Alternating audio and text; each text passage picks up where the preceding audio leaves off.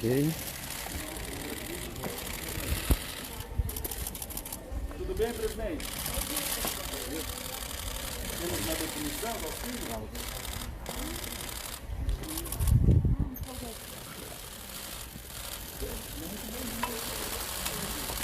Bom dia. Acabamos uma reunião muito produtiva com os líderes e tomamos duas decisões.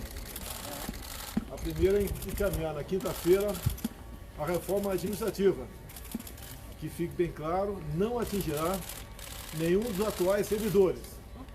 Ela se aplicará apenas aos futuros servidores concursados. E a segunda medida, depois que nós criamos há praticamente 5 meses o auxílio emergencial de R$600, ele validou-se por 3 meses, por decreto nós o prorrogamos por mais 2 meses e agora resolvemos prorrogá-lo por medida provisória até o final do ano. E o valor, como vínhamos dizendo, 600 é muito para quem paga, no caso o Brasil, e podemos dizer que não é um valor suficiente muitas vezes para todas as necessidades, mas basicamente atende. Até porque o valor definido agora há pouco, ele é um pouco superior a 50% do valor do salário mínimo. Ou melhor, do Bolsa Família. Obrigado, do Bolsa Família. Então, nós decidimos aqui, até atendendo a economia, em cima da responsabilidade fiscal, fixá-lo em R$300. Eu que tinha que falar isso, eu peço fala então agora, Paulo Guedes, alguma coisa, Paulo Guedes?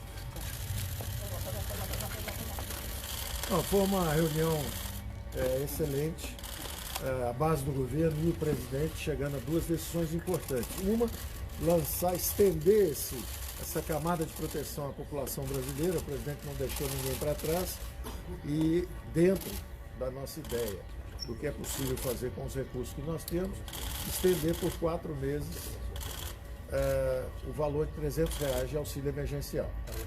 E importante, sinalizando para o futuro, a retomada das reformas. Então a reforma administrativa é importante, como o presidente deixou claro desde o início, não atinge os direitos dos servidores públicos atuais, mas redefine toda a trajetória do serviço público para o futuro. Serviço público de qualidade, com meritocracia, com concursos exigentes, promoção por mérito.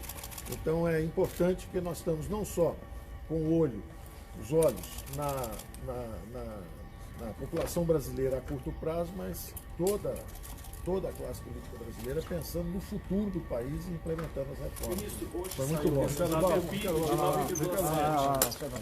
Quero primeiro agradecer, presidente, sua confiança para liderar o governo dos deputados, agradecer aos senhores líderes que já na primeira votação que tivemos nos permitiram fazer um quórum de 316 votos, estava para aprovar uma emenda constitucional naquele veto tão importante para o Brasil, para a contenção dos gastos. Se nós queremos manter o teto, e temos compromisso de manter o teto de gastos, precisamos conter o teto de gastos, temos que conter o gasto, porque o teto não pode subir, nós temos que, e não pode ser furado. Então, o recado que nós queremos dar é responsabilidade fiscal, rigor nas contas públicas e cumprimento do compromisso de manter o teto de gastos. E por isso, chegamos aqui à conclusão com todos os senhores líderes da base de que o auxílio emergencial será prorrogado em 4 parcelas de R$300 e que a reforma administrativa vai chegar para ser apreciada no Congresso só para os futuros servidores públicos, mas com uma mudança muito profunda que vai permitir meritocracia no serviço público, que é fundamental. Então, esta é a nova maneira de nós fazermos a articulação política. Vamos acordar com os senhores líderes primeiro, anunciar depois.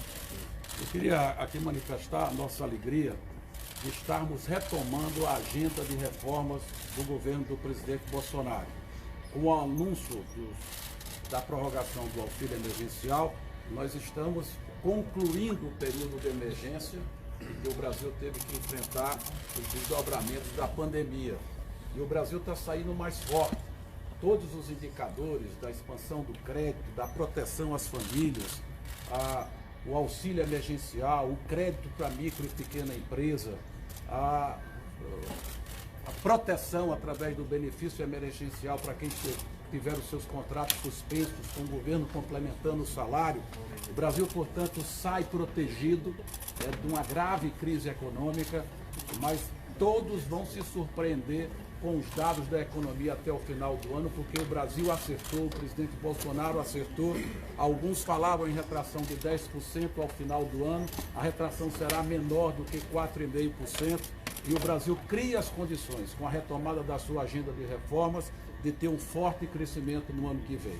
O presidente Bolsonaro comunicou as decisões de hoje num telefonema ao presidente Rodrigo Maia, ao presidente Davi Alcolumbre, e existe hoje uma sintonia muito boa entre o Poder Executivo e o Legislativo para que a gente possa retomar essa agenda de reformas que iniciou o ano passado com a reforma da Previdência, agora dá sequência com a reforma administrativa e vamos tocar outras importantes reformas, como a discussão do Renda Brasil, que vem após o auxílio emergencial, vai vir o Renda Brasil para que a gente possa apresentar o maior programa de solidariedade social da história do Brasil. O presidente Bolsonaro protegendo os mais pobres.